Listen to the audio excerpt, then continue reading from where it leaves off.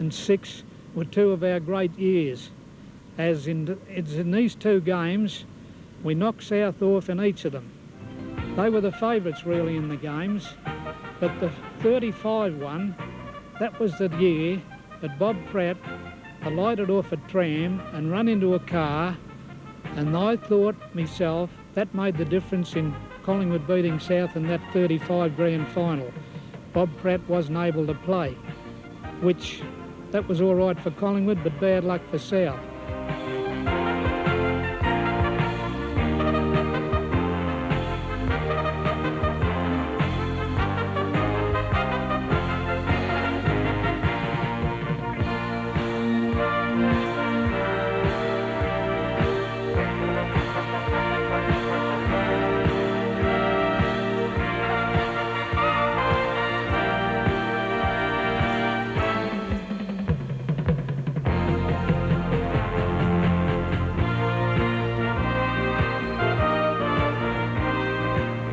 The 36 one, after a hard-fought game, all through the day, the ball end to end, we finished up, I think, winning by about 10 points. And that was, I suppose you'd have to say, that was my greatest thrill, because I was captain of both of those 35-6 sides. Another player who was thrilled by the 1935-36 premierships was Keith Stackpole. The old coach, Jock McHale, he was sitting next to me and he's going crook, and then all of a sudden he'd say, "Is it through yet, through the goals?" You know, and he never used to look, well, I was 19th man anyhow. He'd say to me, "Is it through yet, through yet?" I said, "Yes, she's right, Jock." Well, he said, "Well, when you get on the ground," he said, "hang around that full forward line with Gordon Coventry and Ron Hilderson." He said, "He'll punch it out to you." So anyhow, I went on the ground, and I didn't see a thing then until I ran into Gordon Coventry, and he tapped me on the shoulder. He says, "You're right, Stack." He said, "Stay here." And anyhow, I stayed there, and not long after, Hillis hit the ball out right into my hands, and I kicked the goal and put us about 11 points in front. I said, "Well, the great experiences I've had at Collingwood." There's no doubt Collingwood had the king of coaches in Jock McHale. The club meant everything to old Jock. He would run through a brick wall for Collingwood. And of course, he expected the men he coached to do the same. Jock played for the Maggies for 17 years and coached them for 38. 38 years, can you imagine that? No wonder he was involved in 11 of the club's 13 premierships, either as a player, coach or selector. His son, young Jock, who's a lot older than I am, of course, played for Collingwood during the war and later served on the committee in the true McHale tradition. Well, the Collingwood Club was a very, very important part of my father's life. I'm often reminded about his three great loves, his family, the Collingwood Football Club and the Carlton United Brewery. Not only did he work at the Carlton United Brewery, but it was the place that he obtained jobs for the Collingwood players, and many a great player of Collingwood worked with my father at the brewery.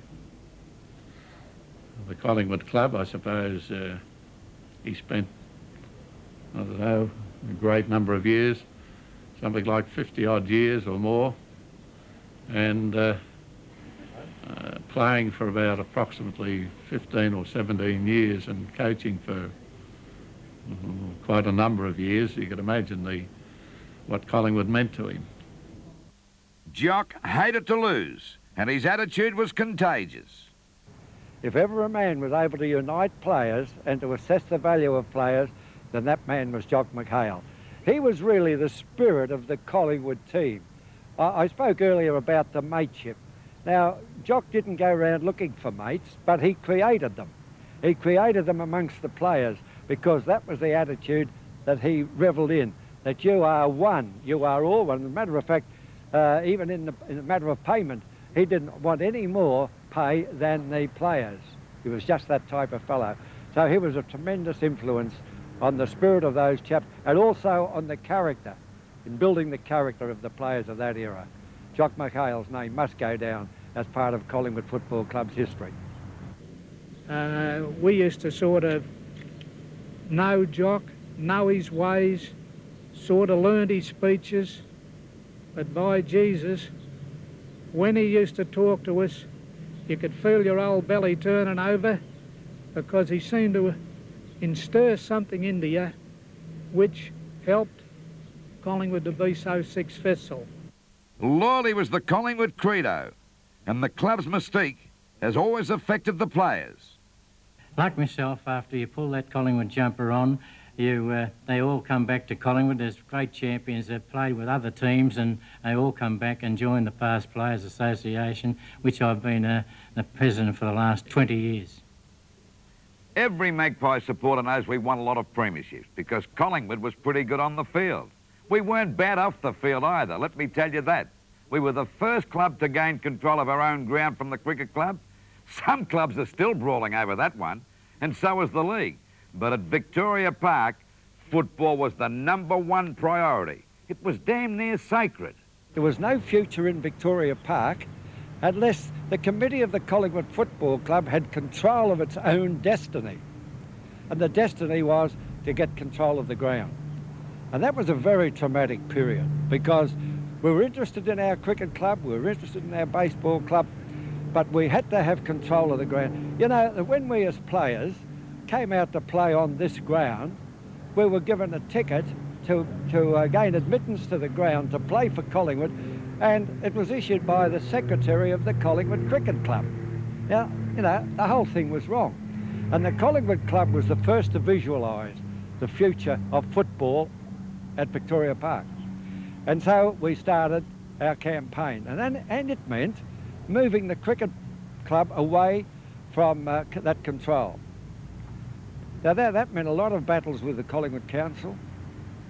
You know, we regret a lot of the things that were said at that period, but on the other hand, we had a cause, and our cause was the Collingwood Football Club. Our cause was the future of football at Victoria Park. Our cause was to see that football had justice, and to have justice it had to have control.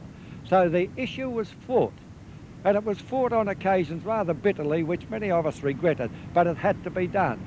I know we take it for granted now, but Collingwood was the first league club to obtain a liquor licence. It was quite a battle too, and we needed help from Jack Galvally, Sugar Roberts, and our great patron John Wren. We got our liquor permit by making sure the German club's licence was withdrawn when World War II broke out. Then we cleverly stepped in and took it over. It was like a licence to print money. The social club boomed, and in 1959 we built the most modern club rooms in league football.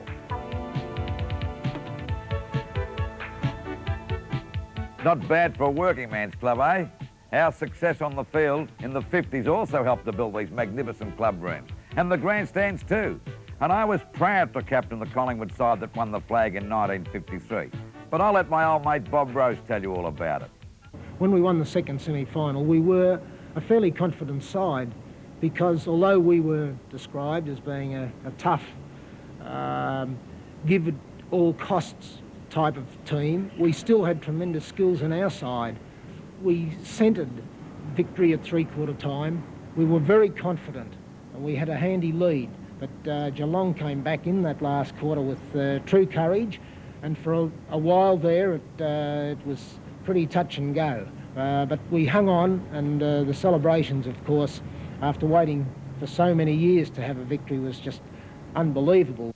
Listen to the voice of old Jock McHale announcing John Wren's gift to the players after our 1953 victory. Mr. Wren started to come down and tell me, personally, to give the players £500. Sadly to say, both men died shortly after the grand final, partly from the shock of our first flag in 17 years. 5 years later, Collingwood won its 13th and most spectacular premiership. One of its outstanding players that season was the mighty Midget. In 1958, it was a pleasure to win the Copeland Trophy. I beat Harry Sullivan that year, and they announced it at the club here in the old social rooms, and I wasn't even in attendance when it was announced. These days, they have a big social event, of course, but of course, we were only getting £12 a week in those days. Well, 1958 was so crucial to Collingwood because Melbourne had won 3 premierships in a row. They'd won 55, 56, they'd beaten us. They'd beaten Hawthorn in 57, and they were coming up to beat us for the 4th time, to win their 4th grand final in a row, and that really would have stolen one of Collingwood's prize records, the fact that they are the only club in VFL history that have won 4 premierships in a row. And, of course, the whole